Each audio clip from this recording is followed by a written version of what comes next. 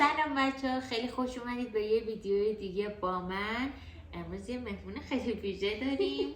الان بچه‌ها سلام بچه‌ها، خوش اومدین به چنل ستایش. و اینکه امیدوارم از ویدیو خوشتون بیاد. لایک و سابسکرایب فراموش نشه. گفتم بهشون نه، امروز قراره که اون سوالایی که یعنی کوئسچن باکسی که گذاشتم و شما جواب دادید و بخونیم سوالاشو. بزرگترین رازهای شما. بریم که شروع کنیم. یه بار به دوست صمیمی گفتم یه نفر رو دوست دارم، بعد از یه مدت دیدم اون داره باهاش صحبت میکنه و میخواد مخشو بزنه.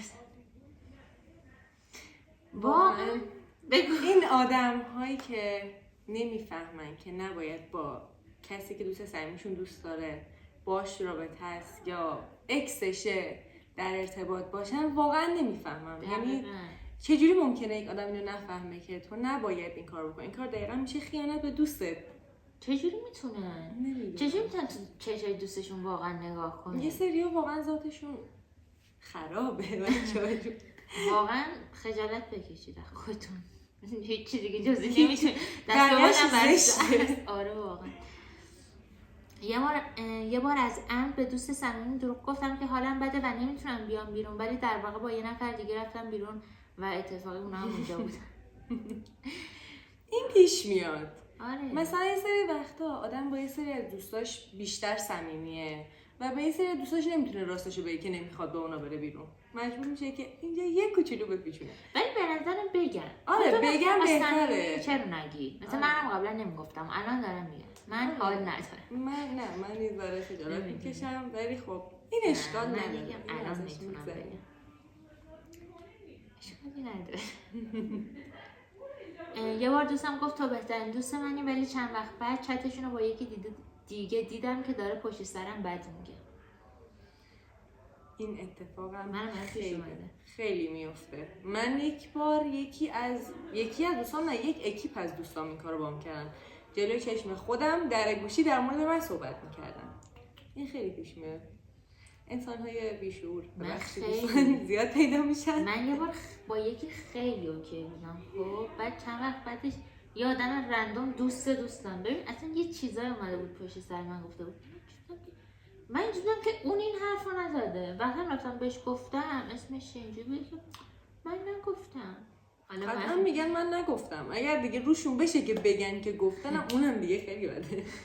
اینکه تو اقرارم بکنی که اینقدر آدم چیزی هستی. چیز خودتون بگید دیگه.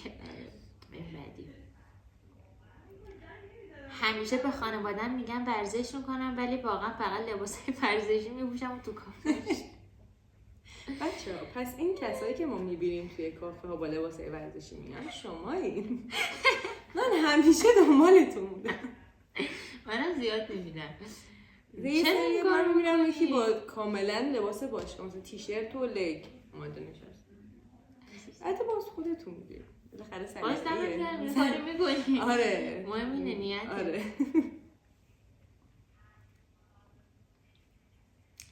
یه بار تو بچگی پول تو جیبی مامانم رو برداشتم، بعد خودم کمکش کردم که بگرده پیداش کنه.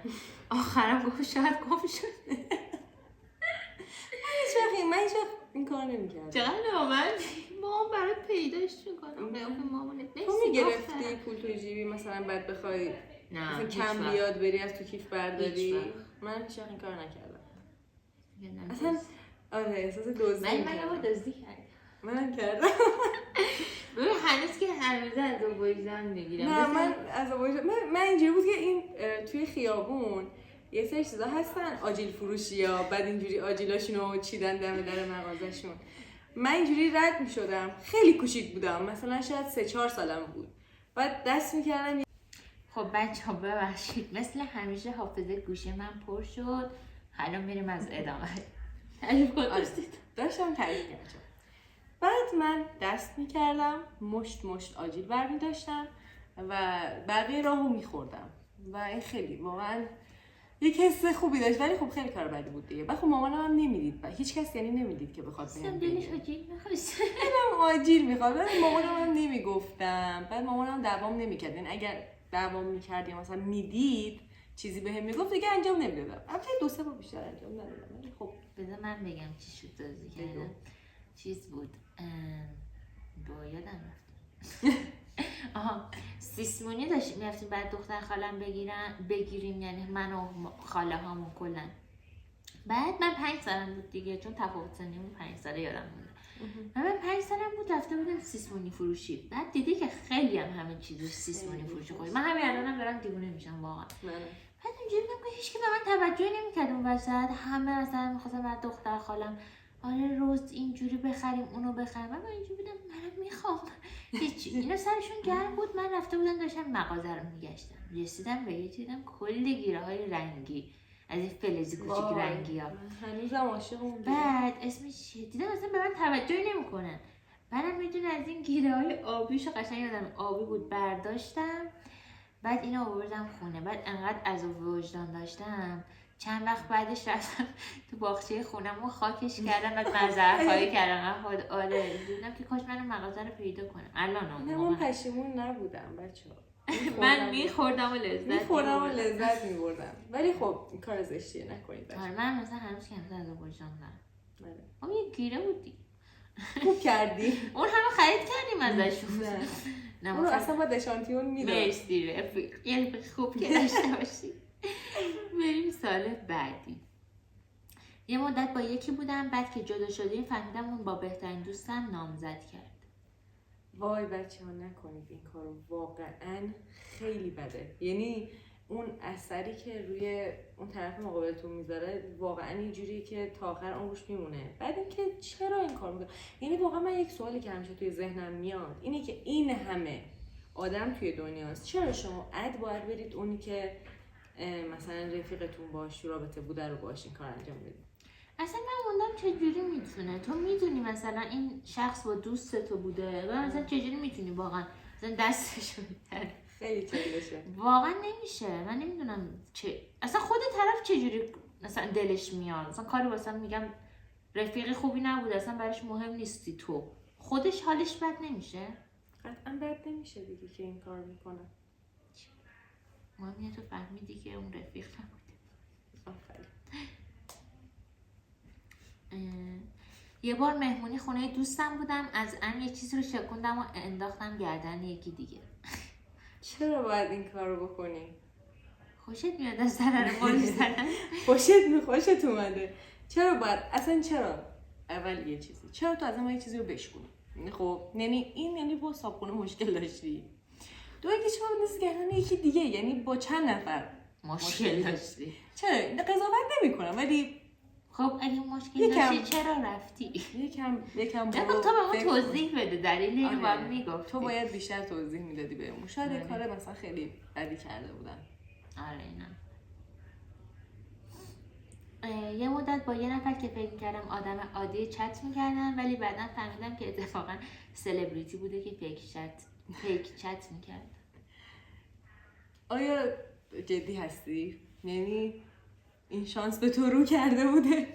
چون من یک بار دوستم منو ایسکامو گرفته بود و من گفته بود که یعنی در نقشه سلبریتی با من چت میکرد و من فکر کرده بودم که این واقعا آره چقدر نامرد. من واقعا باور کرده بودم این کارو. بچه گفت؟ هیچی دیگه گفتن و خندیدن و من اونجا مسخره شده بودم. عزیزم ولی واقعا نمیشه که واقعا این سلبریتی این کار کرده باشه. سلبریتیه؟ آخه بیکاره مگه؟ نمیدونم. چه البته نمیدونم. مگه ما فعلا نمیدونم. خوش به حالت اگه خوب بوده باشه. بریم سوال بعدی. یه بار کل دوستامو پیچوندم که نرم مهمونی، بعد رفتم با همون آدمی که دوستام ازشون بدشون میومد وقت گذروندم. رفت بیرون با کسی که دوستش مشکل داشته. اصلا نمیپذیرم. خب چرا؟ تو میتونی یه ساید رو انتخاب بکنی. چرا مثلا یا دوستتو انتخاب کن یا اون آدمو. اگر فکر میکنی اصلا اوکی حق با اون یکی آدم است، دیگه نمیتونی جفتشو با هم داشته باشی. چون یک جمله هست که من خیلی بهش اعتقاد دارم، دشمن دوستت دشمن تو هم هست. آره واقعا. به خاطر اینکه اون دوستته، تو نمیتونی به دوستت خیانت بکنی. یک کدوم انتخاب کن و بعد با آرامش با همون باش. خیلی اشتباه این کار که بخوای با دوستت اینجوری میدونی چیز کنی. آره واقعا. آخه میگم بعضی واقعا خوششون میاد از اینکه با همه یه ارتباطی داشته باشن، چون میترسن اینطوری که نکنه دوستم بعدن به من مثلا یه ضربه‌ای بزنه من اون شخصم مثلا از دست بدم. دوستم همه ارتباطاتشون رو نگه داره. خب اوکی تو میتونی ارتباطات رو نگه داری ولی لازم نیستش که حتما بخوای دیگه خیلی با اون طرف ارتباط داشته باشی. آخه درست نیست وقتی رفیقت باشه اصلا. آره کلا کار اشتباهی. کلا نکنید دوستان. نکنید. این کارو. خب بریم بعدی. یه پسر خاله دارم که وقتی بچه بودیم همیشه من اذیت میکرد. حالا بعد از چندین سال برگشته و میگه که بچگی عاشقم. غلط کرد. بچه ها جون فامیل یکم خطرناکه. سعی کنید زیاد با پسرای فامیل مثلا نزدیک فامیل نشید. نه فرار کنید. اگر پسر خالتون این حرف بزنه فرار کنید.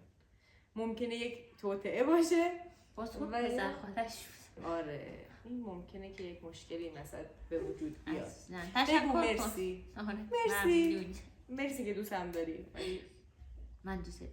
من دوست ندارم و ما به درد هم نمیخوریم. خدافظ. خبرش فرام.